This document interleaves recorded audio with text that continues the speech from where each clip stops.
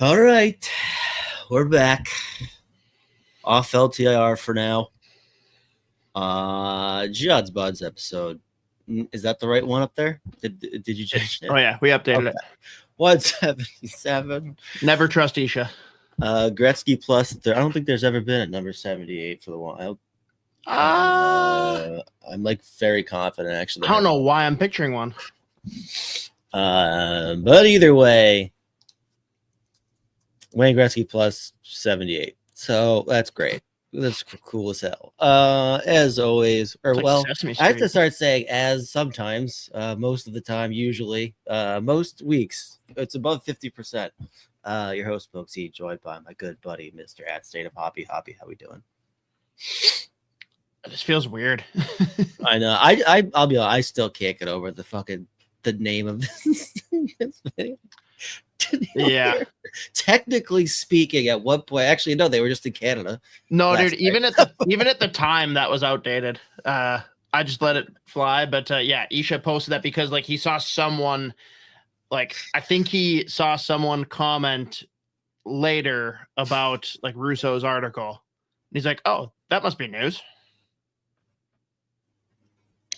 I mean, at one point it was. In fairness, I've had several weeks that I could have gone in and changed it, but I wasn't even convinced that this show was going to happen tonight. I figured you'd get hit by another car or something. It was actually close. I'll be honest with you. While I was walking home today, someone hugged the sidewalk way too close. Or did you contemplate jumping? No, I was just waiting at the crosswalk, and this fucking car. It was too close at all. So that sucked. But yeah, we are back now after 3 weeks. Which, by the way, the last time we did one of these, I believe, was right after, or we were supposed to do. It was supposed to be in the middle of my fantasy football draft or whatever. I think that was that episode. I think that was the last time we did it. Sounds about right. Maybe it was the week after. I don't remember. But either way, that got changed. So obviously, I had no idea the draft was happening. Auto drafted. After this game ends, I will have gone 3 weeks without touching my lineup once, and I will be 3-0. The only thing that I've changed is my team name every single week, just about whoever I'm like the other person I'm playing, and I am about to be 3-0, which means this will be my last win most likely this week, because I'm just gonna keep not touching it until I lose. And also, it was very fun for me because week one I played the commish of the league, who I think apparently before we drafted had done like 76 fucking like mock drafts, and I smoked him week one.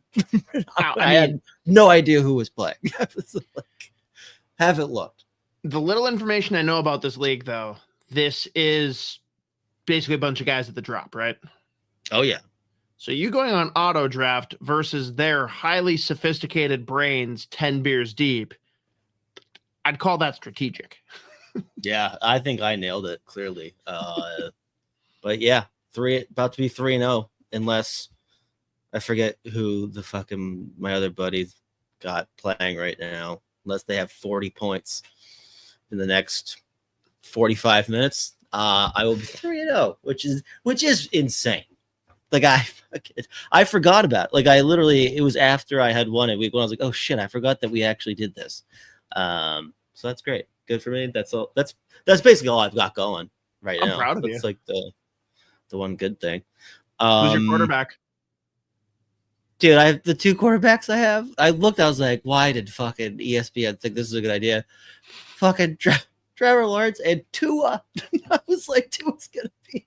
It's like ESPN looked at me and Tua was like, these guys are similar as far as the brain goes. So, I think maybe it was just meant to be. Somehow 3-0, yeah. Because I didn't even care who they were. I was just curious if you actually knew. So yeah, no, I forgot a few times. When I looked the first time, I was like, no, fuck.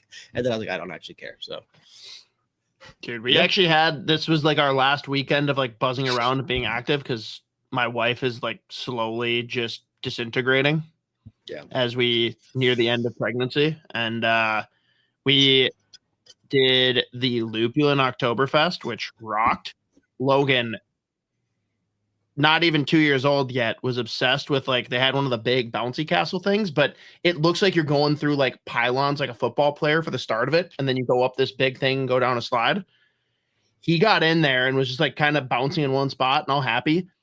The amount of 5-year-olds that absolutely trampled him as he's full arm cast already, it was just dad of the year stuff. Like, no. Hard cast is why we can do whatever we want. So yeah, that's fair. That's unreal. You want to go through hell? Get a toddler to allow you to put a cast on them.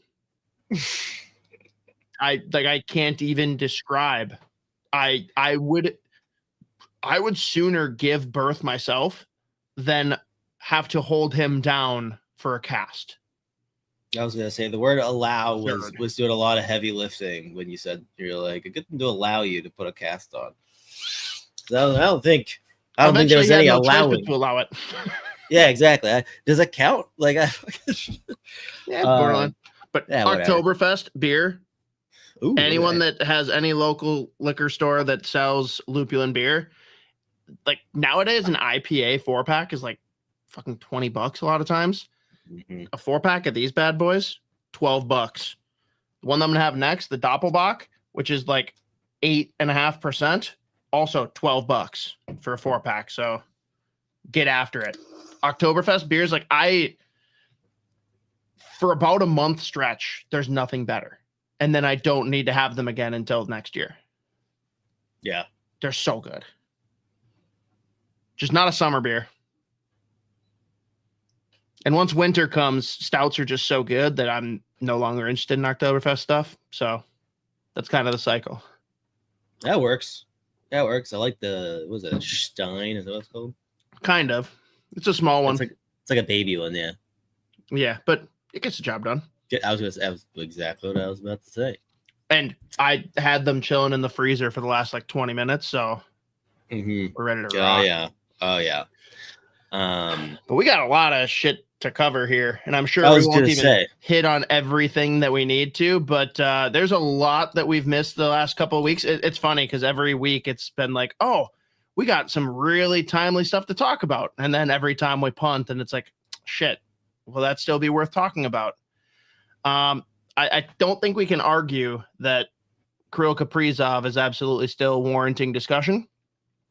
Just on the off chance that some of you are big enough sickos that you only get your Minnesota Wild news from us, I'll recap real quick what everyone's been talking about for the last like 3 weeks. Kirill Kaprizov turned down a historic contract offer, 8 years, $16 million AAV. And since that time, all hell's broken loose. Debate on, do we trade him? Does he want a shorter term? Does he want more money? Does he just not want to be here? How did this get leaked? Was it the Wild or was it Kaprizov's camp? We've got an answer that I'm pretty confident in at this point. Like, where could he go if he was to be traded? Like, there's just so many things to get into here, but I think the most important one, Z, had he signed that contract, how would you have felt about it? I would be like, holy shit, is that a 16? But all right, whatever. He's locked down. Don't care. Move on. That's pretty much it, right? Now, we are in the exact opposite now. If you had zero investment in the Wild, how would you feel about that contract for that player?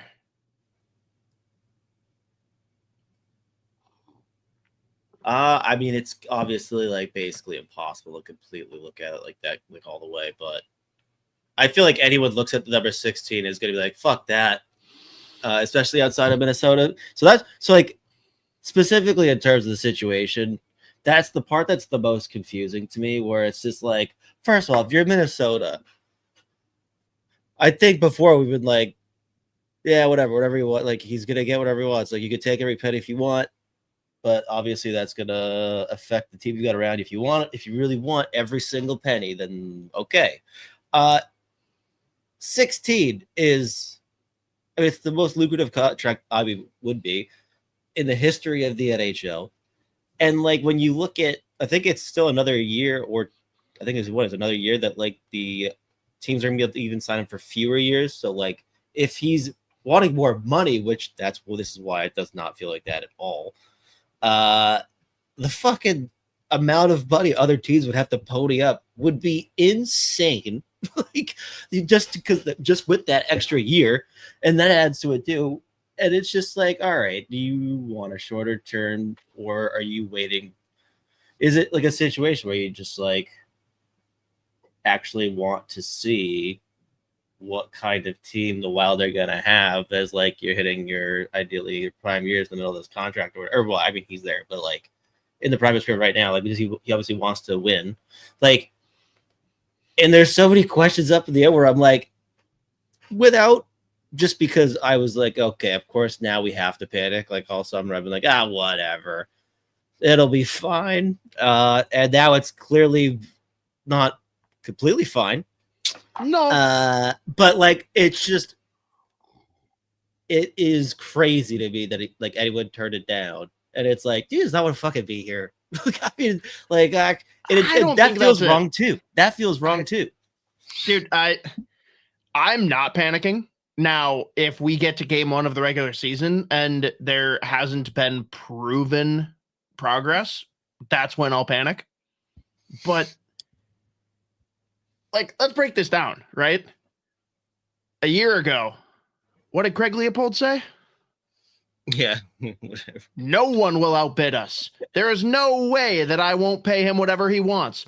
We were like, bro, fair to think that. Why'd you say it? People are upset that he would turn that down, which first off, it wasn't supposed to be public. He's very clearly not happy that it got public. Makes it even funnier that his camp is the side that leaked it, which makes you wonder if there's going to be some kind of power struggle. Does he even contemplate a new agent? Like we saw from Russo and Joe that Theophanis showed up unexpectedly to talk to the assistant GM at training camp.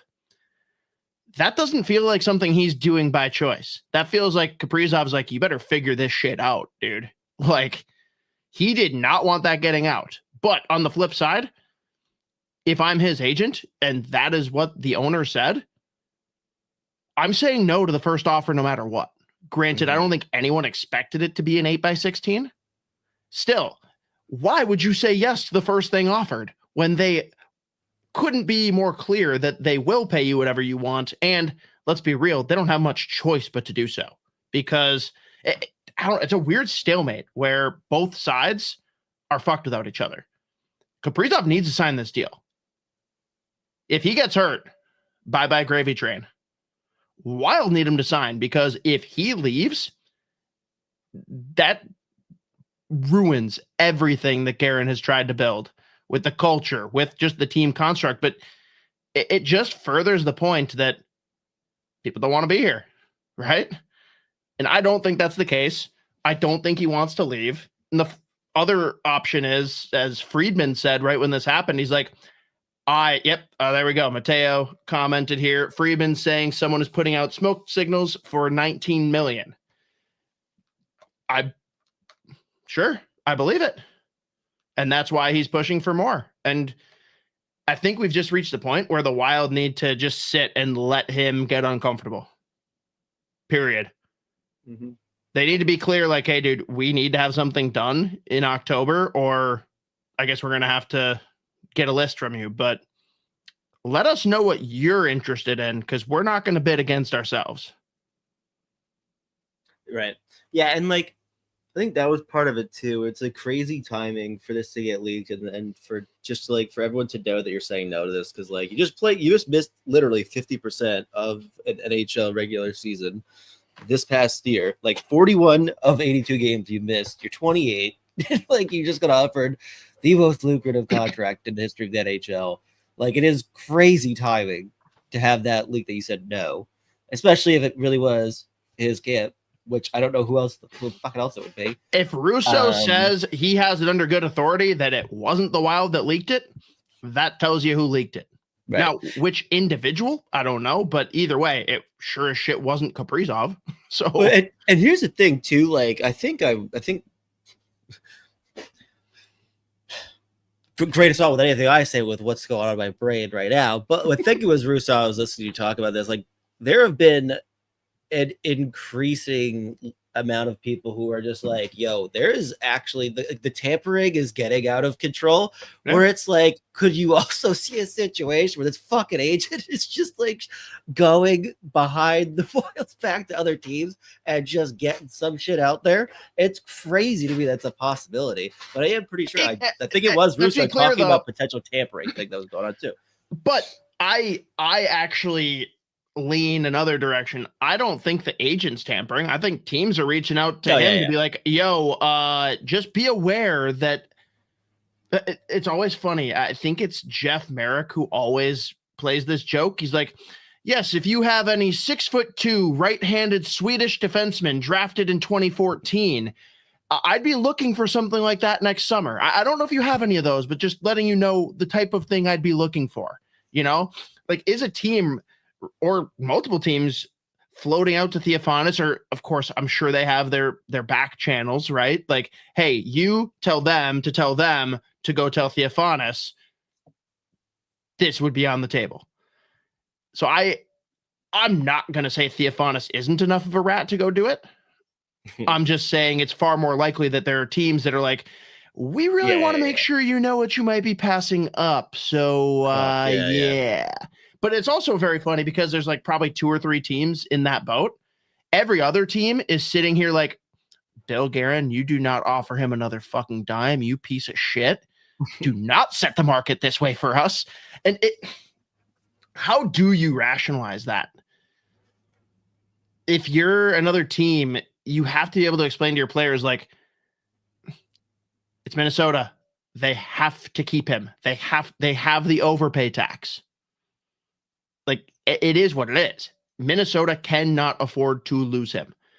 I'm convinced that if Kaprizov walked in and said, give me 8x19 or trade me, they'd probably give him the 8x19, because you're damned if you do, you're damned if you don't. No one's going to be happy about that contract, but the absolute worst case scenario is him leaving. I don't think you can argue that. Yeah. I mean,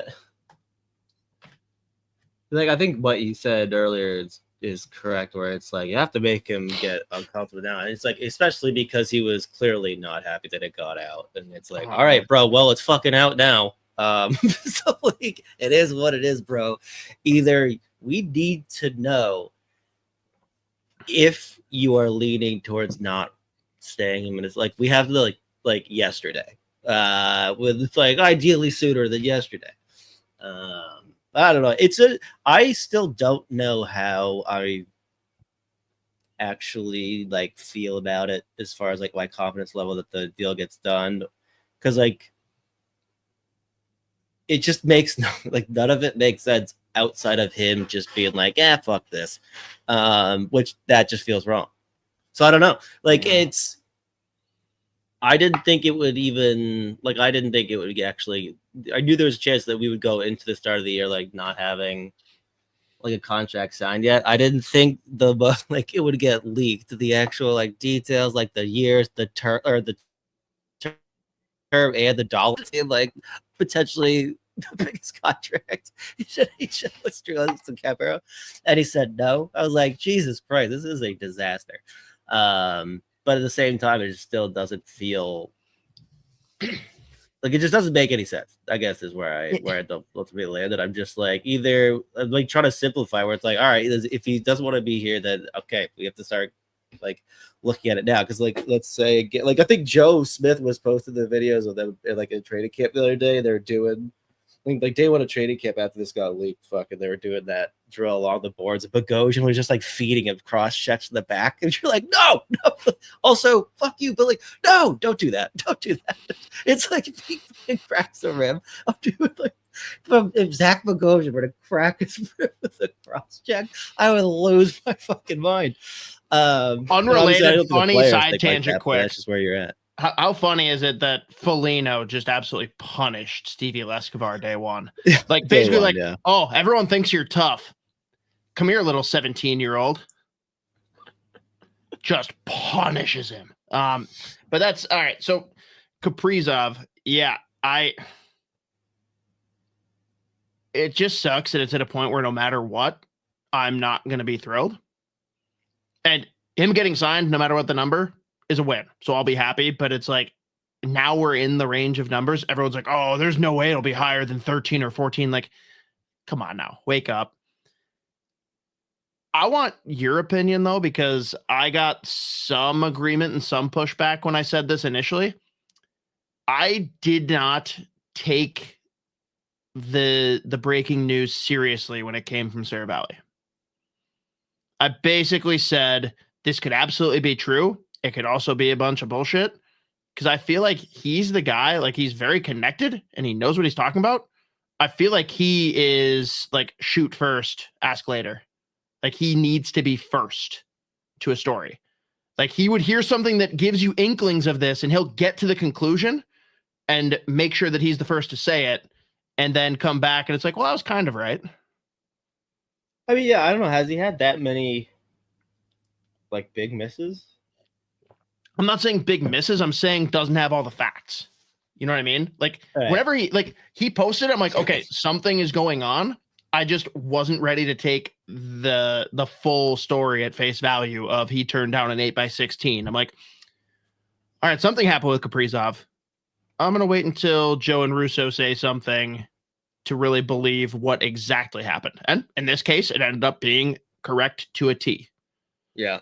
I was surprised. I mean, like specifically on such a big Wild scoop, like the biggest one possible for the Minnesota Wild, you would have figured it would have been coming from Russo. So I mean, like, yeah, I guess when I saw it, I was like, oh Jesus Christ. At the same time, like, I mean, I was pretty confident it was at least around like in the ballpark of it being pretty accurate, because I mean he literally is talking to these agents and the play, like he is like that deep in all this shit. So yeah, I was just like hoping it would be like, I was like, he doesn't miss huge very often, if ever. This sucks, so it's not good either way. It does further the point though that it was Kaprizov's camp that leaked it, because if you're Kaprizov's camp, why would you go to Russo, who's going to do his due diligence? He's going to make sure that like it's cool with the Wild. Like Kaprizov's camp wanted this to be a big story to stir shit up. If it was the Minnesota Wild that leaked it, they would have gone to Russo, not to Frank Saravelli.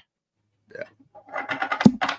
Either way, I feel it's just weird either way to like very want like, especially the number. That's this part where it's just like, you really want to leak that, dude? Like, I don't know. Also, I like exactly how the leaking goes always fascinates me. It's like, is he just fucking texting this motherfucker? Yo, 8x16, no thanks. And he's just like going with that. Like, what are these texts like, dude? Like, or phone calls. That is actually a very funny thing to think about. I would never want to be. I'd like the whole getting a scoop thing. I would never want that job. I don't think. So we're agreed then that the Wild need to just like kind of make him sweat a little bit. Yeah. Do you have a cutting off point, or would you go to the full 20% if that's what Kaprizov came back and said he wanted? Oh God. Like, I mean, it is funny because, like, again, a month, 2 months ago, like, we were both like, hey, whatever. I mean, at this point now, especially now Leopold said blank check, pretty much, or word for word, I guess. Like, it is what it is. They need to sign him. He's the best player in franchise history. He's the most important at the most important time too, like for the franchise specifically. Same time, so like, if you were to play, hey, it's gonna be 6, I'd be like, oof, all right, well, fuck it. Even now that's actually, we know for a fact to offer, I'm like, fuck, that's high. And like, then he said no, you're like, oh God. Like, wow, why is this fucking thing gonna go? If he ends up signing an 8-year deal in Minnesota, I actually still think it's gonna be pretty close to 16.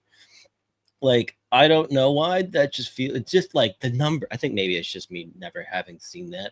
The number 16 with like someone's contract before, the salary cap era. But like, I gotta tell you, actually going to the 20% is brutal. It's happened twice in NHL history. Do you know who? No.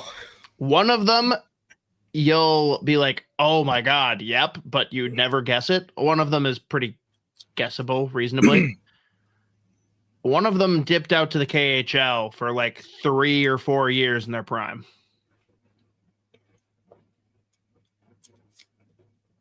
It was Kovalchuk? Still playing professional hockey at the age of like 48. Oh yeah, I figured Yogs was the other one because he's been. I remember looking at his career earnings. I was like, holy fuck. So Yager's one of them. The other one, do you remember who might be the most regrettable contract that the New York Rangers have done for a free agent? Oh fucking yeah. God damn it. Oh, this is pissed me off now. Well, you know what? We're gonna sit here forever. You tap whenever you want. Yeah, I'm tapping on my brain's mashed potatoes. Bradley Richards. Yeah, Brad Richards. Yeah. Damn it. Kaprizov could be the third. Yeah, I don't know. Like, dude, that much the cap is fucking crazy. It is. Now, the number I've got in my head, 18.75, because it makes just a clean, even 150 mil. Yeah, there you go. Jesus Christ, it's crazy. That'd be insane. Man. I know. Yeah, I don't know, man. It's again, even just thinking about being the agent, like letting that leak is fucking crazy to me. Like right before camp starts, it's the most lucrative contract in NHL history in this market. By the way, after you took 6 fucking years to go, like the whole history of it is insane. This will have like a full like documentary done when it's all said and done. It feels like a real Minnesota 30 for 30 type situation. I want to see, like, when this is all said and done, I want to go back and see the footage fly on the wall of that meeting, because I just imagine that they walk in and Theophanis is like, all right, Kirill, remember what we said, right? No matter what he comes in and says, he's going to pay more. Like, you heard what he said. They sit down and they're like, all right, $128 million. And Theophanis is like, pass. And Kaprizov's like, pass? It's like in the office. He's like, Michael we had a Scott Paper plan. Company. We had a plan. The Michael Scott Paper Company going toe to toe with Thunder Mifflin. He's like, well, what's the offer?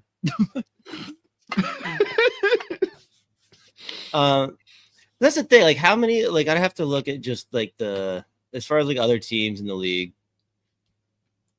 How many of these like good teams have that much space in the next couple of years? I mean, you're moving players, obviously, if you're gonna be comfortable with throwing that much money at Kirill Kaprizov, but it is like this is where it gets crazy to me too, trying to like factor in that cap number or that number to other teams' cap. But again, part of that would be obviously trades going the other way too. But I don't know. It is just insane. I think it's for me, it's just the fact that I've never seen a fucking contract start with the 16 that I'm like, I can't, like that feels impossible. But I guess it's what it's gonna be. So I don't know. I'm just praying it ends up with him staying in Minnesota.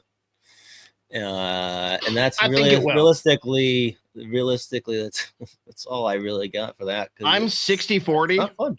I'm 60-40. He stays. But if we get to game 1 for the Wild, no contract, that flips to like 30-70. Yeah. Like it's a very defined clock that I'm working on right now. Yeah, what did he say in his first availability with the media? He was like, the one thing he said though is like, yeah, we got a long time, and I was like, no, the fuck we don't, brother. He's like, oh, we have a whole year. It's like, you son of a bitch. I will be at Philly Sushi every Wednesday night, posted up waiting for that motherfucker to come in. Like, no, don't say that. Yeah, I don't know. It feels crazy, but this is just where we're at with this kid. All right. So let's pivot then. And I'm gonna be honest, I had like actually put some thought into this and done prep, but again, it's been 3 weeks in the making, so I don't have great notes offhand. Realistic trade destinations for Kirill Kaprizov. Like a lot of like you look at the betting odds, which Russo, that sick puppy, shared the betting odds just randomly. That weirdly, I gotta say, gave me more confidence that Kirill will stay. I feel like if Kaprizov was leaving, Russo would not post that. Mm-hmm. You know, but if he's gonna like take jabs at the fans and like stir shit up, I almost feel like that means that things are trending in a good way. I don't know, but I was shocked by the top 2 teams, Carolina and Detroit. In what fucking world? I always say open the fucking outline for the first time right before we started, and this is my nightmare thing to there's no answer. I have no idea. Like Carolina makes sense as far as going out and finding like an actual number 1 superstar player, I guess. Getting money and winning. Money. I mean, I don't know. And then Detroit makes no sense to me. There is no way you can talk me into Detroit. Plus, well, actually, we'll get into this later. But see, I feel like if he's leaving, it's to go to a destination. Now, here's a dream scenario that honestly won't happen because I'm pretty sure the player has full or heavy trade protection. If you can have Kirill Kaprizov for 16 million or more AAV, or for, I believe it's roughly 9 million, you could have Jake Gensel. Which would you rather have? I'll take Jake Gensel. This is my least favorite thing. I'll say it then. You can disagree with me to make yourself feel better. Like, for the money, Jake Gensel, now that the cap has jumped, is on a steal of a contract. Mm-hmm. And he's a kind of Minnesota boy, even though he was born in Nebraska. He's mostly a Minnesota boy. But Tampa is one of the places that a Russian would absolutely want to go. Can you imagine him? And I would be okay with it just to let him and Kucherov play together because the world needs to see that. That would be terrifying. And plus, the 2 guys that were the late round steals that should have both ended up at the Wild can just play together in Tampa with him in point. But if we're going to be over stereotypical, we're talking the California teams, which none of those really look interesting. So that's a pass. Maybe LA, but that's still a little weird. You've got Chicago, you've got the New York Rangers, and you've got the 2 Florida teams. Can you name another team just purely destination based that would be appealing to Kaprizov? Like take roster and everything out. I'm saying literally just destination for living. Yeah, New York Rangers, Florida teams, LA, Chicago. Maybe Vegas. Yeah, I was gonna say Montreal, Vegas. Montreal is actually very interesting. Okay. Yeah, I mean, it also pairs with the whole like, hey, Sidney Crosby potentially a Montreal Canadian guy. They're ready to make that. They're finally ready to actually do it. They're done. They have like too many prospects, all that shit, dude. And that's. I think Montreal for Crosby makes all the sense in the world. People are still banging the drum saying that like Colorado is the most likely landing place. And I need someone to explain to me, like I'm 5, what the Colorado Avalanche can give up to get Crosby. They don't. They literally gave up everything for Brock Nelson. And they didn't have much. Mm-hmm. Unless they're going to trade Cale Makar for Sidney Crosby, which would be insane. Yeah. I mean, so this is where I always end up landing with the Kaprizov thing, though. There's just like not that many that make any sense realistically. I also, just to torture myself, I just Googled just to piss myself off. I had successfully avoided doing this until just now. Kirill Kaprizov trade possibilities. Bleacher Report was the first one that comes up, and I gotta tell you, first potential trade sent me. You were talking about destinations, and I blacked out. The anger was okay. So one of the Chicago Blackhawks. This was the trade offer out there. Teuvo Teravainen and Oliver Moore, and either a first or a second round pick. Now, can I shit. Hang on though? Let's jump in the time machine real quick. Do you remember how many holes got punched in walls when the Blackhawks stole Oliver Moore from the Minnesota Wild? Judd Brackett failed this organization by not drafting a player that was not available at their draft slot. Yep. Yeah. It was accurate. It's time to. I think if he ends up in Chicago, it's not via trade. Yeah, exactly. And realistically, again, for Chicago, the only reason it would ever make sense first, I mean, it's Chicago. They just can't stake anymore. Bedard's there. You need to supercharge that fucking organization right now. There's a lot of young prospects that are going to be fucking awesome, and obviously Kaprizov immediately jumps you up a level. Yeah. And fast forwards that like insanely brutal rebuild that is now just starting to like give you the just returns, but it's still bad. I don't know. Still crazy. Yeah. I like again. So where I land is like I have no idea what a trade could look like. Who could be to makes no sense. They would never do it. But let's just say in a vacuum, you know that the Blackhawks are going to be a bottom 3 team this year. Do you trade him for their one?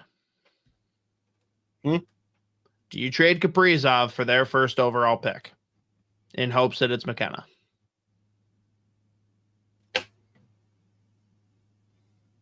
I mean, at that point, I like what? I guess. If you could get I don't know. This sucks. I hate this. This is the worst. It's all bad. It is just all bad. Yeah. But yeah, there's talk about it the whole time. We have other stuff we had to talk about, dog. Well, I gotta ask though. Brain power, this Kaprizov thing. Would McDavid to Toronto break people? Yeah, it would break me clean in half. That would be the end of this show, which means it'll happen.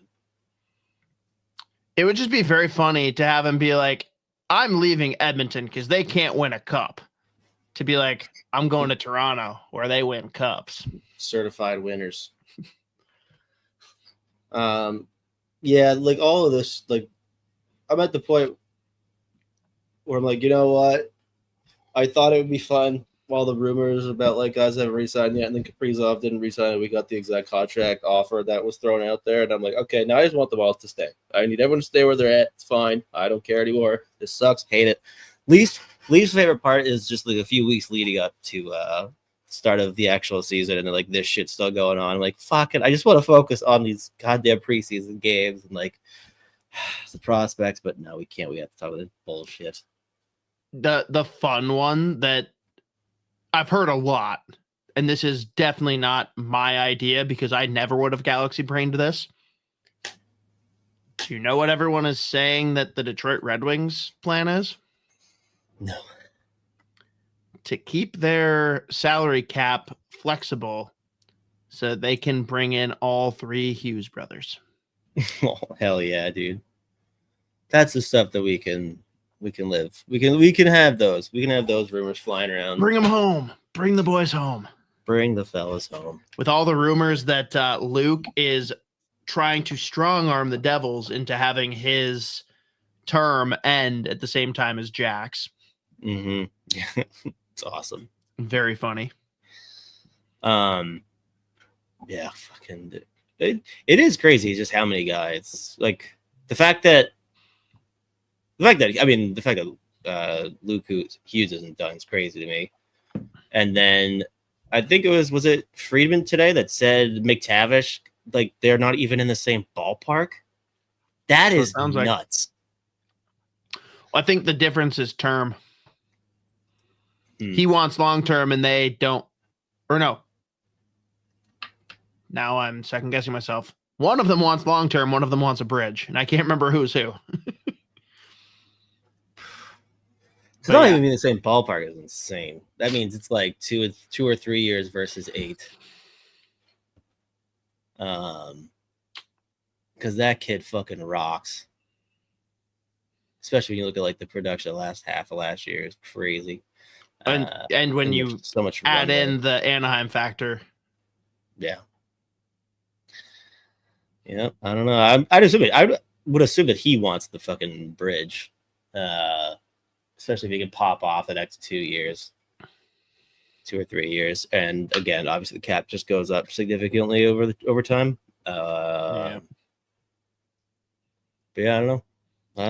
It's just so weird to me that those two specifically aren't signed yet.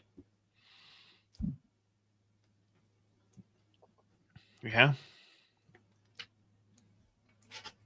Trying to think. Well, do we want to continue on the contract train, or do we want to pivot to more current Wild stuff? I think we should do current Wild stuff.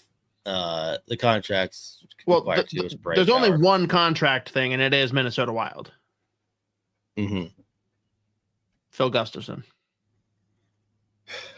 Yeah, well, I don't know what to think of this one either. Dustin Wolf just got 7.5. Was that what he got? I did my homework on this one. I pulled every starting goalie that got signed in the past calendar year, and there's a metric fuck ton of them. Mm-hmm. We'll go from the furthest back to current. Jeremy Swayman, 25 years old, 8 by 8.25. Linus Ullmark, 31 years old, 4 by 8.25. Jake Ottinger, 25 years old, 8 by 8.25. Igor Shesterkin, 28 years old, 8 years, 11.5 million. Mackenzie Blackwood, 28 years old, 5 years, 5.25 million. Logan Thompson, 27 years old, 6 years, 5.85 million. Kevin Lankinen, a backup, 29 years old, 5 years, 4.5 million. Karel Vejmelka, 28 years old, 5 years, 4.75 million. Aiden Hill, 28 years old, 6 years, 6.25 million. Thatcher Demko, 29 years old, 3 years, 8.5 million. Joel Hofer, arguably backup, 24 years old, 2 by 3.4. I just throw that in there for a bottom range. Lucas Dostal, 25 years old, 5 years, 6.5 million. Dustin Wolf, 24 years old, 7 years, 7.5 million. And the latest, Spencer Knight, 24 years old, 3 years, 5.8 million. So Philip Gustafsson, 27 years old. What's the contract? Answer, higher than anyone is comfortable with it being. Yeah, that feels right. I mean, 6.5 minimum. Oh yeah, that's where I was. I think 7 is kind of the like sweet spot. It's really going to come down to how many years does he require. Yeah. 4, I think, is the sweet spot. He'll push for 5. Right. And he's got some leverage. It is. The second I saw that Dustin Wolf 7 by 7.5, first thought, fuck yeah, Dustin Wolf, that rocks. Mm-hmm. Good for you. Second thought, holy fuck. Like, now, oh my God. Yes, but can you argue that that's a little bit of a Kirill Kaprizov type thing? Like, in the sense that they have to overpay to get him there? Like, not only is their organization in total turmoil, but he's an American, which They haven't had a lot of success with Americans. I feel like there is some please stay here tax added. Yeah, sure. And also, I mean, like the thing with Dustin Wolf is like the only reason the contract surprisingly was because he's been in the league he's been a full-time NHL player for 1 year. That is the reason. But like, I mean, he's been highly touted as far as goaltending prospects go for a couple of years. I think he at least won AHL Goaltender of the Year award. Like, he's been like primed to be here. Then Markstrom goes, and obviously they make that move, or like Dustin Wolf graduates to the NHL. Like they did they timed it perfectly for him. So the only reason that it was so jarring was the fact that it's literally 1 year as a goaltender, which you always like say goaltending's voodoo. Same time, I'm confident that I'm confident in Dustin Wolf. Just like the track record last couple of years. So, and again, with like how crazy the cap, like how much it just continues to go up, like assuming he can at least replicate last year, this upcoming season. Who knows what Calgary's going to look like? Well, that's my thing, though. I don't mean to be rude because I hold no ill will towards Calgarians, but like if it's a real organization, I'm a lot more like it's more jarring for me. The fact that it's Calgary, I was like, yeah, that checks out. I mean, look at what they just freaking paid lesser version Marco Rossi. Sorry, that's also mean. I'm sorry. No more strays at Coronado. He's a fine player. I guess the real question here, and God bless Bill Guerin, because he's got some really weird situations that he's got to deal with for contracts. But when is the right time to pay this guy? Because like it couldn't be better timing for Gustavsson, where he just had another good season. You don't know what Jesper Wallstedt is. Fleury's gone. And the goalie market has fucking boomed. So what is the right timing? Because you don't want to wait too long, because if he has another really good year, then you're screwed. But if you sign him too soon and he has another regression, or you find out Jesper Wallstedt is actually your guy, like it is a weird tightrope to walk. And I don't have the answer. I really just want to say this is one of the few spots where I'm like, I feel bad for Billy G. This is a tough one to navigate. Yeah, I mean, again, I think especially over the last few days, that's actually I've kind of like just tried to like simplify it in my head, because realistically, like you said at the beginning, the number is going to be higher than anyone anticipated or is going to be comfortable with. That being said, at this point with what's it now? 3-4 full season in Minnesota now? What is it now? I think 3. He had good, bad, good. I'm confident that he's a good starting goaltender, a really good starting goaltender in this league. You have 2 years of Wallstedt now locked in. So, like, for me, Wallstedt doesn't even really factor in as far as like what you're going to give Gus.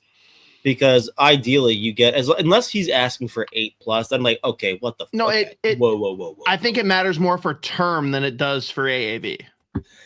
Yeah, I mean, it's going to be at least 5. I was going to throw that one out there, Mateo. I wouldn't at be least shocked 5, if you saw 6 by 6.5. See, the 6 scares me. A 5 by 6.5 or a 5 by 7, I think you have no choice but to say yes. But that 6th year, again, goalies. But like, dude, a lot of people say, like, look at, oh, he's getting older. Like, no, most goalies like start hitting their groove at 26 or 27, unless you're like the elite of the elite. Mid to late 20s is when you start to see the best version of a goalie. And I think he can be good into early 30s. Like, I think he's 27 now. Like, there's no reason he can't be this good until he's 33. Mm-hmm. So like a 6-year deal isn't the end of the world. It's more just like, I guess you deal with the problem at the time, and it's a good problem to have. But if Wallstedt does emerge and be the guy, like, you can't have a $7 million backup.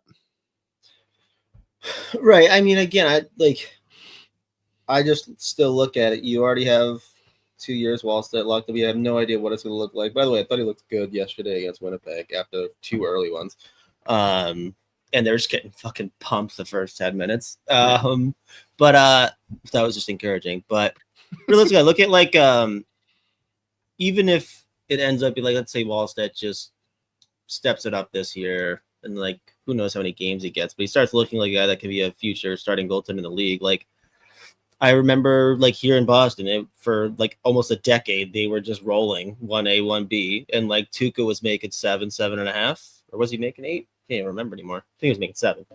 And I mean, they had like a couple other guys making 2.5, 3, 3.5. Like and Wallstedt's still super fucking young too. So like I'm actually not really worried about the term, unless again, like for me, if it's a 6-year deal, like, I think it's fine.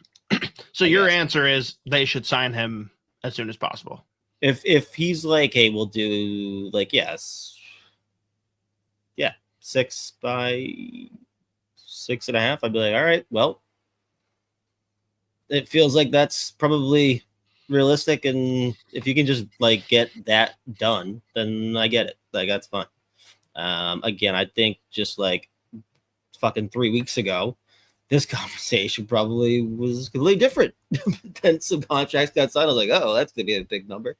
And the fact that like, you know, Wallstedt's gonna be a wild card the next couple of years. Like we'll see what happens. But yeah, I think if like let's say if it was 6 by 6.5 a year ago, like holy fucking shit, what did he like set every record? This is crazy. But high scores, that's kind of where we're at. All right, fair. Now we can just go to general camp conversation because there is plenty to talk about. I'll let you designate which talking point we want to go with first. What's the most interesting thing to you for this Minnesota Wild training camp? I mean, I don't know if I'd put it in the interesting category, but I feel like we just have to say it's fucking unbelievable that the injuries are already pouring in. It is legitimately unbelievable that we've had like a couple training camp sessions and one preseason game, and it's like, yep, 4 more guys. So I was like, what the? How is that even possible? Like, how does this happen here so consistently? Is it 4? I don't know if it's actually 4 now, but I think it's 3. Yeah, which is still nuts. Like we already knew about the Brody thing. Zuccarello might miss a few games or might miss some time at the start of the season. Buium, I think they just said day-to-day. Oh, and Sturm was that was a maintenance day, or not maintenance day, precautionary. So like it was just like, how is this already happening? Was just my immediate thing. But then I just had to like move on from that and just focus on some of the stories emerging from camp. And I mean, just because in theory we were primarily focusing on prospects or whatever. Like when I looked at the prospect showcase, that Yurov looked out of place at times. Got better as the camp went on. I thought he's looked really good, especially again yesterday against Winnipeg. I thought he was noticeable, got the puck a lot, made some nice plays, made some nice passes, gets an assist on one of the goals. And he looks much more comfortable and like he feels like he belongs. So that was really encouraging. But like the big one for me is Hunter Haight just continues to fucking impress. Like, dude, I only saw bits and pieces of that preseason game on Sunday. I sure as shit watched the goal. Yeah, one of the more noticeable players. By the way, that pass for Bake here was sneaky, nasty. Just a little baby sauce with some heat on it. Tape, right on the tape. Great goal. Great. By the way, they won in Winnipeg. They did it. We're fixed the issue.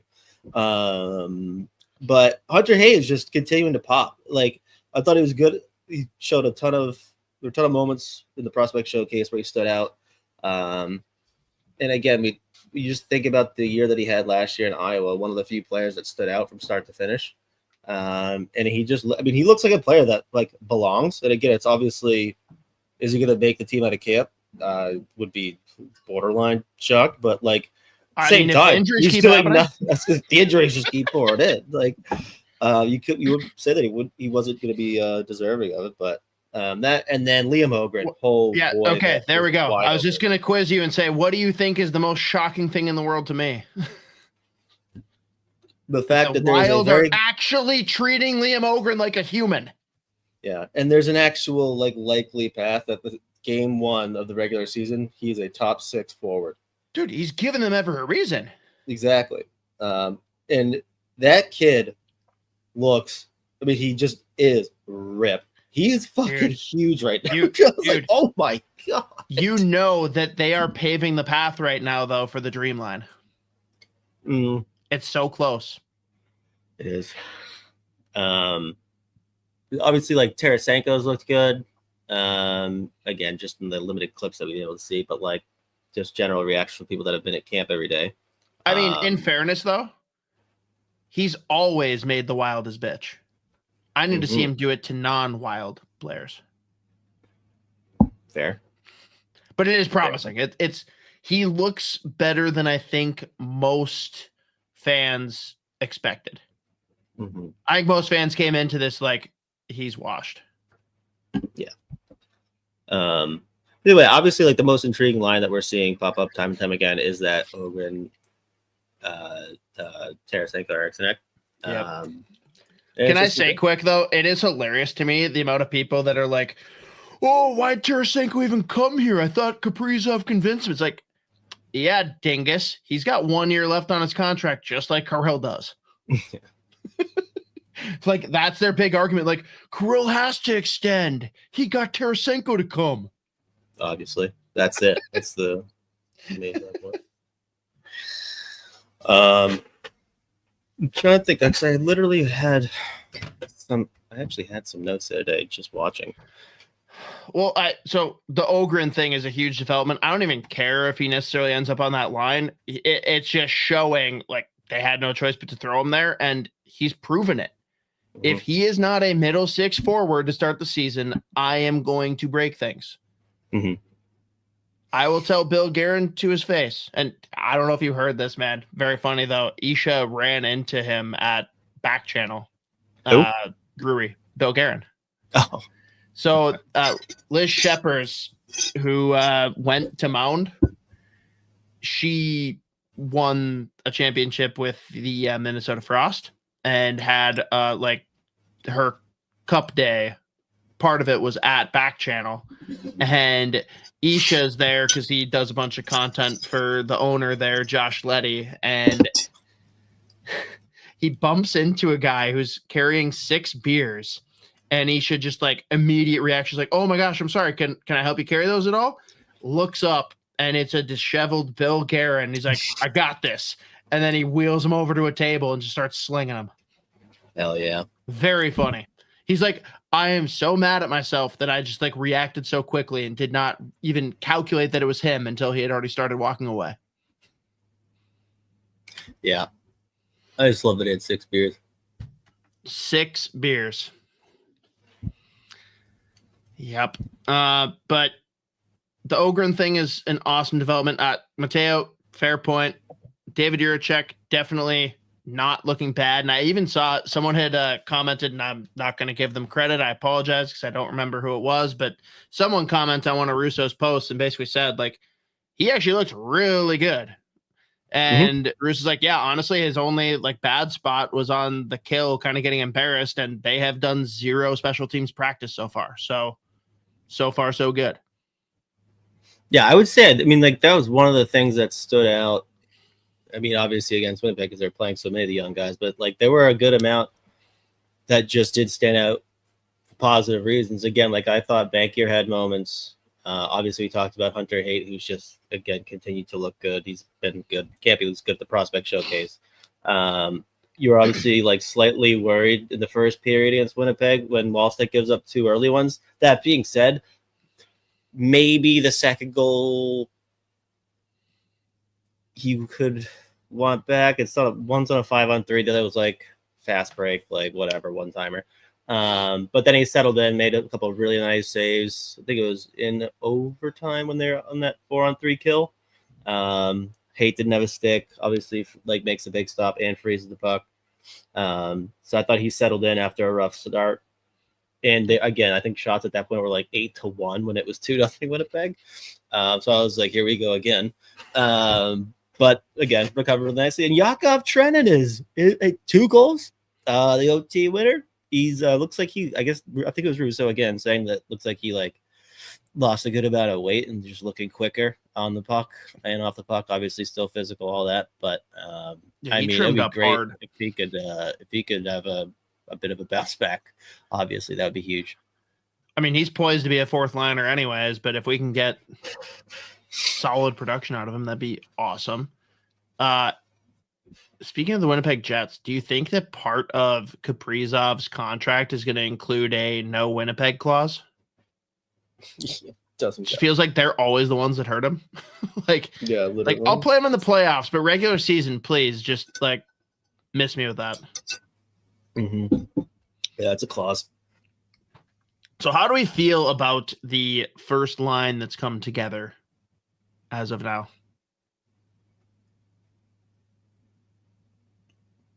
Sorry, do I have to tell you who the first line is, or are you just thinking about how you feel? Well, I mean, rattle it off anyway. Boldy, Rossi, Kaprizov? Yeah, I mean, outside of the noise with the Kaprizov thing, like it's hard to not feel good about it. Like Rossi continued to put in a ton of work this offseason. He's just clearly not a top six center, though. I don't know. I'm feeling just good about, again, especially given some of like the not great news we got over the last few weeks. Just the fact that like Boldy, Rossi, Kaprizov sounds fun to me. The fact that Ogren's got a path to be playing with Eriksson, Tarasenko in that top six to start the season, that feels good. And again, like clearly well earned. And by the way, also clearly the right choice for Ogren to go play pretty much the majority of the season in Iowa last year. Like, yes. That's paying People dividends. get so mad. Fourth line minutes are worthless for a player like that. Period. Yeah. Benoit Pouliot, mic drop. Yeah. But either way, so like outside of all the noise about like contract injuries, all that stuff, there is still plenty of things to feel good about. Again, part of that is the fact that like, Rossi's here 3 years. That contract's done, but he's going to be in that top six start the year, playing with Boldy, playing with Kaprizov. Ogren's got the path, and like some of the young guys, they're just like popping in preseason. Is always nice to see. So there is enough good things to feel good about. There's enough things to feel good about. So I feel very strange saying this, especially because I like the player a lot. It's weirdly a positive that Zuccarello's hurt. Yeah, literally just because I never wish injury on anyone. Period. But like the only spot that makes sense for him right now is playing on Kaprizov's off wing. Mm-hmm. And while I'm not mad about it if it happens, it's not necessarily the best way to round out your first line. But if he's healthy, you have to play him somewhere. And I don't think any of the other lines really make sense. Mm-hmm. Right. I mean, agreed? Yep. So again, not good that he's injured, but weirdly aside positive for the Wild, especially because it means our boy Liam Ogren actually gets to play. Mateo, so what do you do with Yurov then? Because it looks like fourth line is the current plan. Would you rather that be Hunter Haight? It's not even rather. I think Haight's a guy that long-term, Z, maybe you think differently, but like most people have him pegged as a bottom six forward long-term if he's going to play in the NHL. True or false? Probably, yeah. So he makes more sense in that sense, but I think just Yurov, the big transition from KHL to NHL, I'm not mad if he spends the first 10 games of the season on the fourth line. If we get to December and he's still playing on the fourth line, it's probably not awesome. Right. Yeah, I mean, like, this is where all the injuries combined with some of the contracts that got signed over the last couple of years really throws everything into the blender and is, like, tough to map out, like, short and long term, because we don't really know how long some of the guys are going to be out anyways. True. And I mean, it was also interesting too listening to Russo talk about. It was like, I know everyone has just assumed it's NHL or fucking like back to the KHL for Europe, but that's like not at all the messaging. The Wild are obviously the Wild aren't going to like broadcast that, but like He's like, there's no reason that like he can't end up in Iowa if that's the right place. Like the Wild are going to send him there. And I was like, that's interesting. I mean, it's basically a warmer Siberia. I don't know. Either way, like this is the thing with Yurov. This is where this all is just like Hate's had a really good camp. Yurov started slow, is improving as time goes on here. And yet we still have come into like the last year or two thinking like Yurov's going to come over. Once he comes over, he's just in the NHL. But then like all this stuff really does complicate it. And again, like, yes, they're out of like the cap hell as far as the buyouts go, but they still have a couple on the books that we're like wondering about like where some of the young guys slot in now. So like now it feels like Yurov's in that spot where I'm trying to figure out the right place at the start of the year, which again might be the fourth line. I think he's uniquely fit, though, to be kind of a Band-Aid wherever you need to throw someone. Yeah, that's center or wing, right? Yep. But I do think he's a guy, along with Hate for sure. Ogren maybe less so, because I think he's already kind of solidifying himself, and he's got the full year torching in Iowa under his belt. I'm curious who you've got on your bingo card besides Yurov and Hate is like, who are the players that we're watching in the final preseason game to be like, you are fighting for your spot. Prove yourself.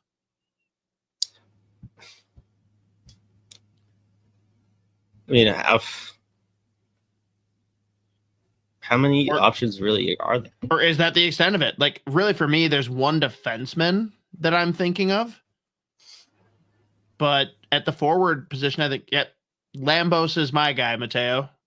That I feel like he will be fighting for that spot come that final preseason. And maybe he proves otherwise before then. But I feel like him, Hate, kind of Ogren, and Yurov are all the guys that are kind of in that mix of, you got a couple more preseason games to prove it.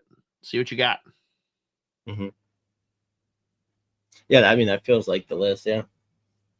Maybe even a hint of Juracek. Like, he's the least likely to get booted, but I could still see a world where he gets nudged out. But that would be a really, really unfortunate development. Right. Even though the trade value has gotten so blown out of proportion when, like, really we didn't give up that much for him. If you think about it. Just because there's like 5 bullet points, people freak out, but it's like, you gave up a defenseman that was never going to play here, even though we loved him. He rocked. But that and a first that we just saw it get spent on a goalie that should have been drafted like 2 rounds later.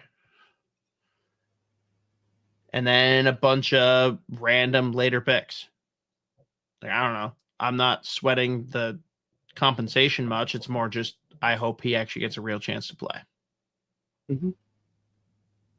Yep. And I'm sorry, Schmitty, to go. Your wish will never happen. And that was my last thought, Z, is just, where will Marcus Johansson be for game 1? I actually have no clue. That's like I don't know where, but he will be. He will be. He's gonna be. He probably. I mean, who knows? Press box. I don't know. Do you think he could be in the press box? I don't. When I tell you, I have no idea what to think right now, given with the injuries happening and the fact there will probably be more. But I mean, like, his spot feels like that third line. But what's the combination? Is it him, Hartman, Foligno? Is that what it is? Feels like the most likely / logical place, which is fine. But they're a bunch of guys looking like they're a bunch of young guys that you mentioned earlier. They're looking for, obviously, for spots, and it wouldn't be unreasonable to make the team. That being said, they still have a bunch of guys like just our middle 6 forwards. So it's just it's like a weird combination of players. Plus, we'll see what happens with the Zuccarello, Sturm injuries and all that. Oh, Schmitty to go. The question is, will JoJo get his jersey changed to Hines since he gets so much favoritism? Are we there now? Is this the Freddie Evison parallel? I like it was in. I don't think it's fair. Like, I mean, when especially at the end of the year, first of all, the whole fucking roster was injured. And Johansson was playing good at the end of the year. Like, I mean, like, I don't know what to tell people. Like, it was a contract year. That's the thing. Has to. And then guess what? It's contract year again. Brilliant. So it's contract. But yeah, I don't know. I think the greatest moment on Fellowship of the Rink is Dean Evison being like, I don't pay attention to the news or social media, but I definitely heard that people were talking about how Evison needs to trade for Freddie Gaudreau. It's like, well, guess what? I'd love to have him. Guess what? You're right. He's a great player and a better person. I'll take him. Yeah.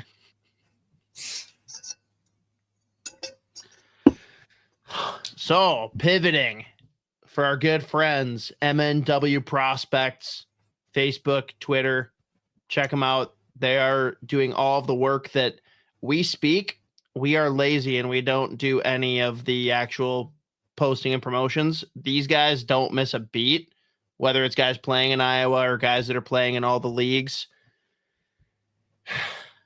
Check them out at MNW Prospects, the best. Let's talk Tom Curver's Prospect Showcase, Z. I'm going to be completely honest. I am literally going to narrow this down from my perspective to one name. I'm sure you got plenty of names you want to talk about, but I'm assuming you know what the one name is. I would assume it's Adam Bannock. That is a great assumption. Yeah. I mean, he's a fucking great player. Again, not going to say much different than other people have before. Like, he is a very undersized, ultra skilled, incredibly smart two-way center. Can play wing, but he's really smart. He's got a ton of skill. He scores, makes a lot of flashy plays. And again, he is just a super smart kid. So oftentimes he's in the right place, making the right decision. Then he thinks, again, he just like the fact that he thinks again at such a high level, he thinks 2 plays ahead. So obviously he's good at pop, and he did pretty much every game of the showcase. Put up a couple points. But yeah, he's awesome. He looked great. My question for you, did you watch him much in his draft -1 year? Yeah. So when Joe and I had Pronman on, like, obviously we had to ask him about Bannock because he's very far outside of Pronman's "you must be this tall to ride the roller coaster." And he basically said, like, listen, for a guy that small to be someone that I project highly enough to be like, yes, they'll play in the NHL, I need to see special characteristics and special skills. He's good in a lot of areas. He's smart. I didn't see that special in his draft year. But his draft -1, I absolutely saw those things. So my question to you is, did you see something similar? Like, did you think that his draft year, he took a little bit of a step back from what you saw in his draft -1? Or is that being overblown by Pronman because he verified, oh, no, this guy didn't grow. So, yeah, he sucks. Well, no, I mean, the thing was, so his draft year, he makes the move from Czechia to the USHL and had a really slow start. I thought he was really, really good. I played for Youngstown in USHL and like had a slow start. It's an incredibly tough transition, obviously, but he still ends up over a point per game. I think it was like 59 points in 55 games or something like that. So I mean, like, he got better as the year went on. It's a tough league to play in, but you know, his draft -1, he's playing in Czechia. I think he was a point per game in the U20 as a draft -1. Ended up playing 18 pro games as a draft -1, like in Czechia in that first division, which is crazy. And I mean, looked at him at all the international tournaments he plays, and like he just lights up the score sheet for Czechia. I think he's got close to the record for the Holinkas for scoring. And I mean, he's made the World Juniors a few times as a young player. That's also very impressive, obviously. Like, so he's just stood out and popped like everywhere he's been. Again, I think last year, just the beginning of the season in his draft year, like moving to the USHL from Czechia was just a big transition, especially as an undersized forward who was logging tons of minutes. So yeah, like I think like watching him in Europe really pop. Again, the fact that he played almost 20 pro games as a draft -1 was incredibly impressive. And then it was just a slow start to his USHL career. But by the end, he was more than fitting yet again. He still ends up over a point per game. And now he's going to go, I think they just got released today to go play in the OHL for Brantford. So he'll be playing alongside Jake O'Brien, which is going to be a ton of fun. What do you need to see from him in the OHL to be like, yes, he's going the right direction? Like what's the bar? Well, yeah, you're expecting a point per game season, obviously, especially on that team with who's going to be playing with. Like Brantford's going to be a really good team this year. Again, ideally, fingers crossed he isn't playing with Jake O'Brien potentially, but they definitely will be on the power play. So I think you're obviously expecting at least like probably a decent amount over a point per game.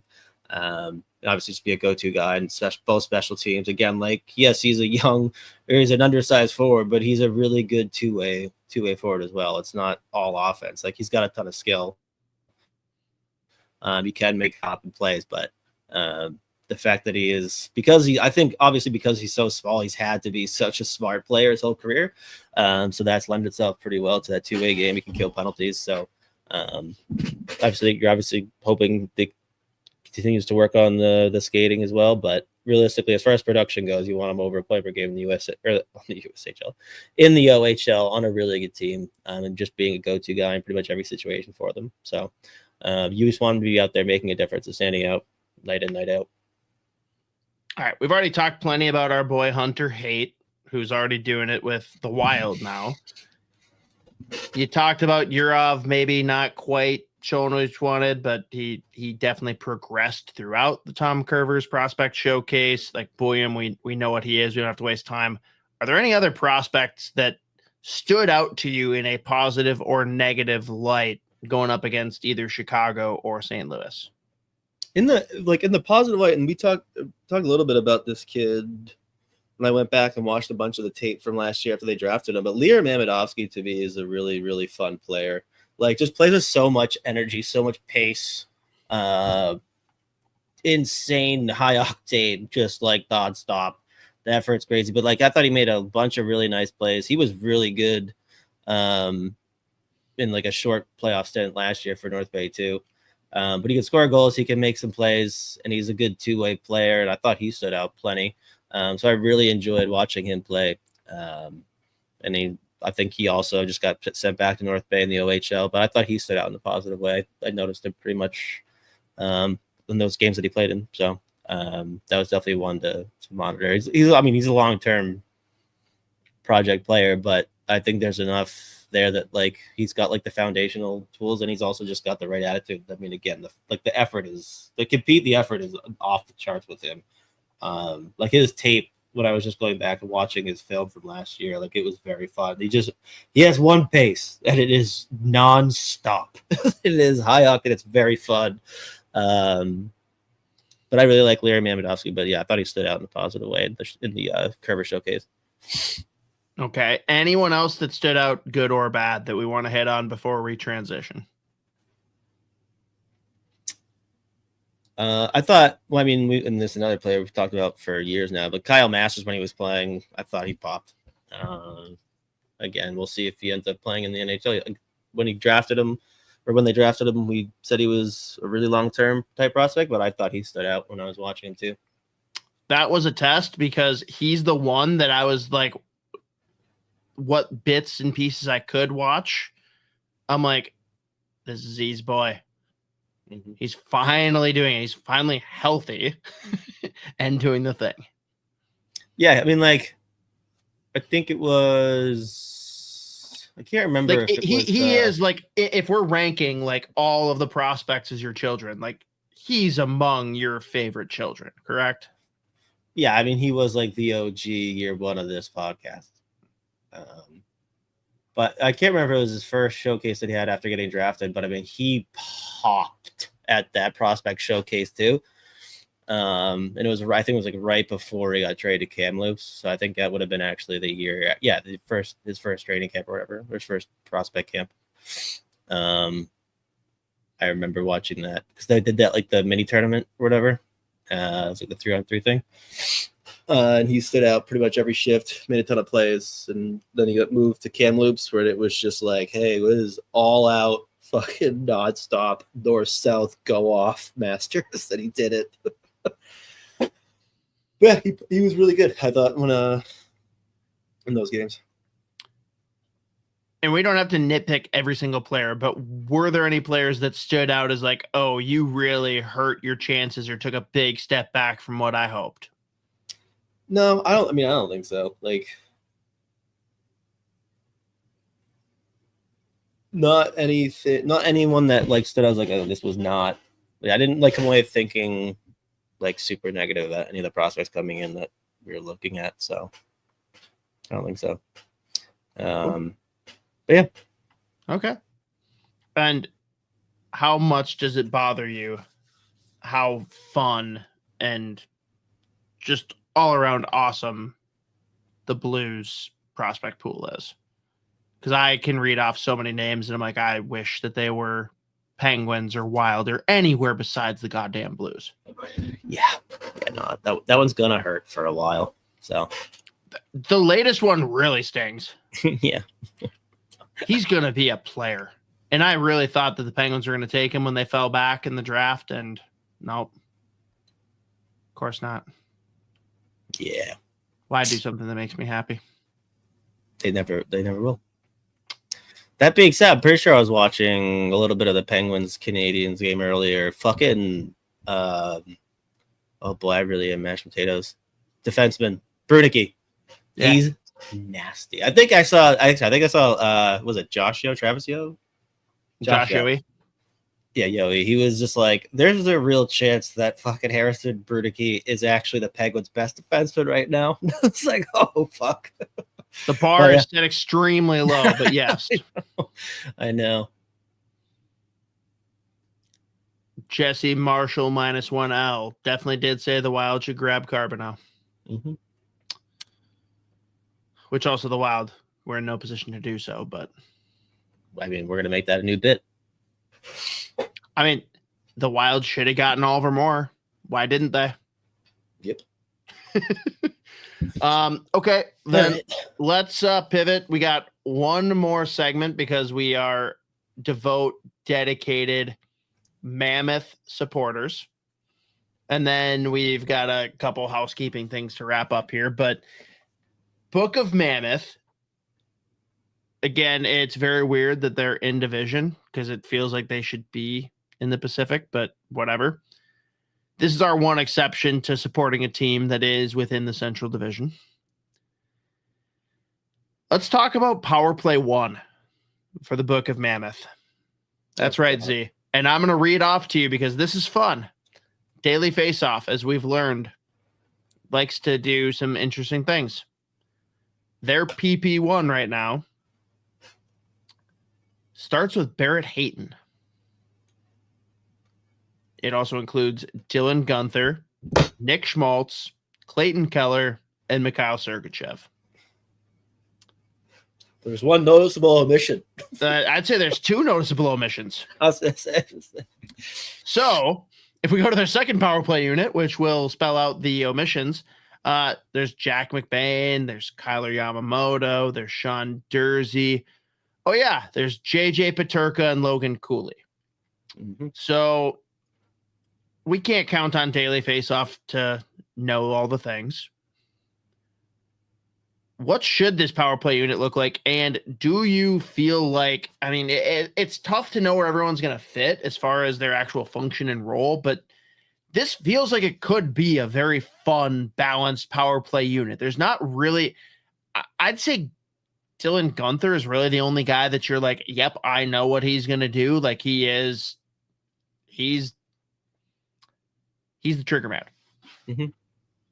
but the rest of it, I think there's a lot of wiggle room for which players are going to be included here. I'd say the only one besides Gunther that's like a lock would be Keller. Agreed? Yeah. Like Sergachev probably Sergachev. there, but like I think Dursey could push. Yeah, I think he's going to be. I mean, he'd be on that too for me. I think Sergachev was 17 last year. I think obviously Dursey was hurt for a lot of the season, but he was quarterbacking a power play in LA when Doughty was out that whole season. I think that was the same year. Can't remember now that I think about it, but yeah, no, I think Sergachev's probably going to be your power play quarterback. I was saying locks. Like, do you feel like out of the 5 named, Keller and Gunther are the only ones that are like dead ass locks? Or is Sergachev that level? I'd put Sergachev locked in at PP1. So I think we're both shocked by the Barrett Hayton inclusion.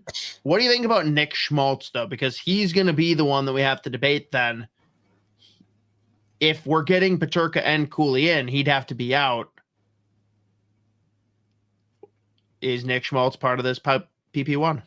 Yeah, I think he'd probably end up on PP1 because you also want to balance those two. And when you look at guys like Gunther and Peterka, like those are 2 snipers. Like, so you can't, like, obviously we want to throw them both around. I mean, I don't know. I would probably go with Sergachev, Schmaltz, Keller, Gunther, Cooley. Is that yeah? 5? Cooley on the second unit. That really offended me. I was gonna say too. At the same time, Cooley on that second unit. I mean, he's gonna be the focal point there too. Like he's gonna be dishing. It's gonna be fun. Like I don't know. The whole thing. I've always been of the school of thought, man. I don't give a shit about the second unit. I'm sorry. Like go on the first one. Your first unit's gonna be out there for a minute and a half. Yeah. They are. They just are. Unless the guys like literally just ended their shift and they're gassed, like, and even if that's the case, you throw the second unit out for 30 seconds to rest them up, and then you're getting the big boys out. Like, I don't know. I think the idea of let's balance our 2 units, unless your team is just that deep and that sick, you don't do that. Mm-hmm. Right. Yeah, that's me. Either way, the one I neglected to scroll all the way down the outline, so I didn't know we were going with the PP1 thing. If we were going to do Book of Mammoth, I just had to talk about the fucking Danielle Boot goal the other night against Colorado. That was so nasty. Made me feel vindicated, even though it was just like one clip. I need the kid in the NHL. I need him. I need Utah to feed him the rock and let him cook. I forget who it was on Colorado who he danced out of their fucking shoes and then just goes middle ice and unloads from the slot. That rocked. He rules. Everything about this team is fun, and I love them. And rumor has it they do sell beers at the arena, which is very fun. It's sad that we have to celebrate that. It's sad that we were worried about it. Utah. Yeah, man. It's going to be a fun fucking hockey team. We love them.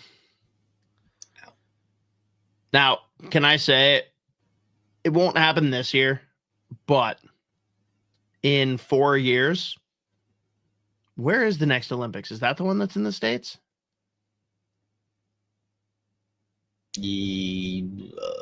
Yes. I would contribute money to a GoFundMe to get a line centered by Logan Cooley with Jimmy Snuggerud and Matty Nyes on his wings. Have to. Tell me that's not a great line. What is? All bias removed. Like, that is a great line. It works in so many ways. I'm in. I need it. I need it so bad. But that is pretty much a wrap here for us. I do have to say, 2030 is in France.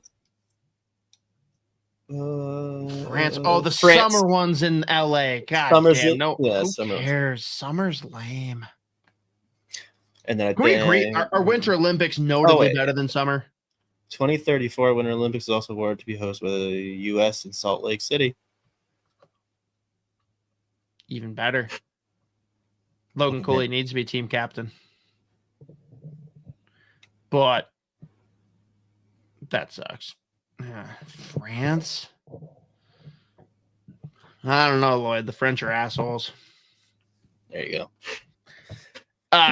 So we had talked about a couple different ideas for like a fantasy hockey type thing. I have two ideas that could be fun. One is literally only playing off of power play points. So like drafting a team strictly for power play, and you've got to basically like take a player from every team. The other one would be, and this would take way more work, so it would need Mateo agreeing to sign off on doing the henchman work, but basically playing like a duos format where you draft two players that play together, but they only get credit if they both factor in on the goal. Oh my God. So like if I take Kucherov and Point scores a goal, but Kucherov didn't touch it, doesn't do anything for me. Yeah, exactly. They have to both factor in on the goal. That would be miserable. It'd be miserable to track, which is why I said maybe Mateo vetoes it. Yep, see, he's probably out. But it'd be very interesting. I mean, I get, yeah. It would interesting is the right word. It just makes you watch the game in a completely different way, where it's like your guy scores, like, God fucking damn it. Angrily, yeah. Yeah. Fuck. But all right, so maybe power play ends up being the way. Peepers only. Team, I had my guy. Hey, I had my guy. We lost one goal, but I had an assist on the peeper, so I had a point per game. I had my guy. I had my guy, Bear. But yeah, I know. We are also overdue. We probably won't even be able to do a proper prospect ranking show, but we'll get everybody's rankings, and then whoever happens to be available, we can kind of do them week by week and just do like sections of 5 each week with whoever's willing to jump on and partake. That way we can kind of string it out over a couple weeks too. But I got to send out the bat signal and get people's rankings. So there's actually a lot of moving and shaking. There's a lot of guys that aren't here anymore or are no longer prospects. So yep, that could work. And allegedly we'll be back next week. I don't know. At this point, any of you not believing us, you're probably right to not believe us. But yeah, so explain what happened, because you were talking to me about it, and I was like, I think that you're too concussed to explain this to me. So what? Let me preface this with, I get a text on recording day that says, "Oh, hey, sorry. This is probably really inconvenient, but I just remembered that I got a concussion last week. And now I am puking violently." Like, explain how and when you got the concussion and how you forgot that you had the concussion until it's like, oh, wait, I have to talk about hockey today. Yeah. I mean, it makes no sense. But last Friday was just biking home, and some asshole was not looking at all and backed out of their driveway as I was, like, literally as I was biking. Clearly right after I was thinking nothing. But, like, later on, I was like, it was almost like he was fucking waiting for me. But I went flying over the handlebars, landed on my head and my arm. I thought I broke my arm for a second. Then I just kind of carried on.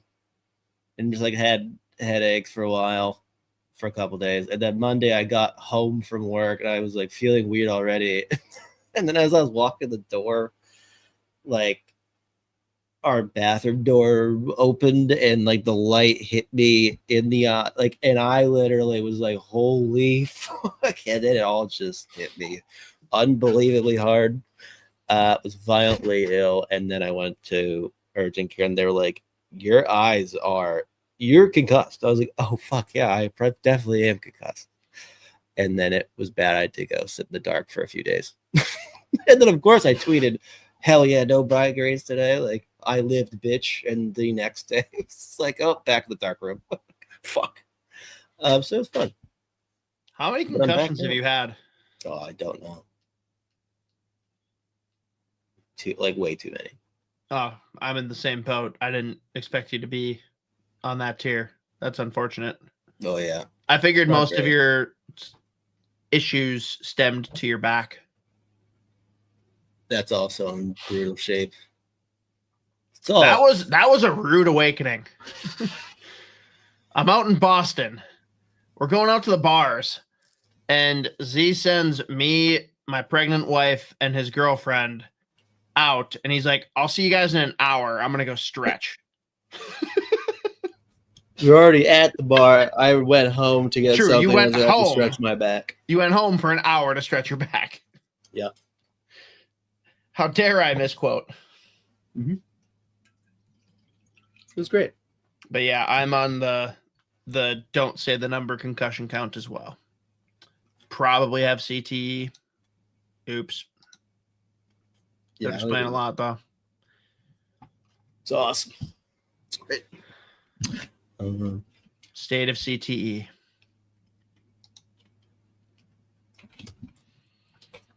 Holy shit, we did the thing. And actually, I figured with being off for 3 weeks, it was like, I hope we keep it under 2.5 hours. We're barely over 1.5 hour. Yeah, I mean, my brain's mashed potatoes.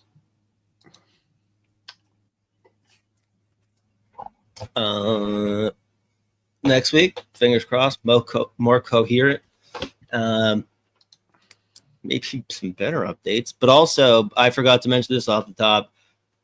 We know the NHL is back because I think it was the Tampa Bay Carolina game tonight. There was a fucking goal challenge. It's all the fact that we're doing this bullshit in preseason.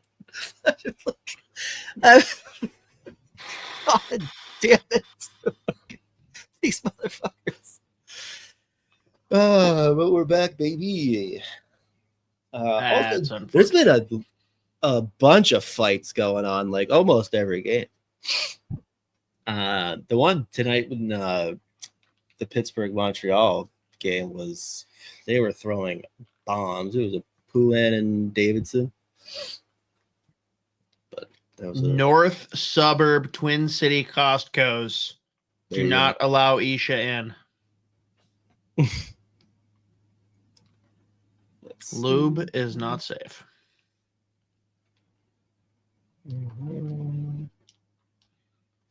All right. Crush that. Well, we did that. I don't know if crushed it. But we'll be back unless I get hit by a car again next week. We're done. Off that, I was gonna assign you to give a random quote, but just because we're ending on the car thing, are you a Simpsons guy at all? Not really.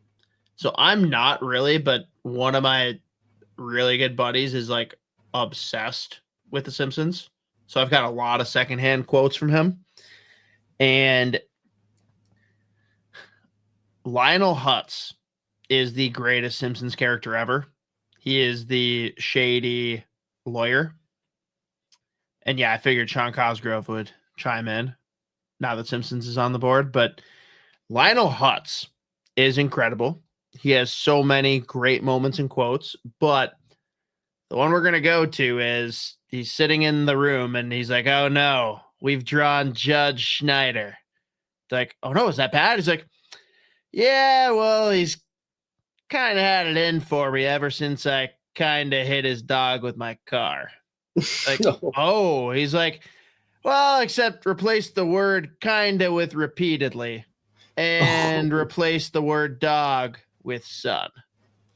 Oh my God. It's fitting. It's fitting. I have lots of hearsay and conjecture. Yes, but yeah. So there you go. Lionel Hutz for the people that didn't know. Yep. Actually, and next week we'll have a lot of prospects to talk about because Kivi Harju and Sweeney are both playing in Finland already a few games in. Bunch of guys, or well, a couple of the OHL guys are back now. So we'll actually have some prospects to talk about. Hell yeah. All right. See you then.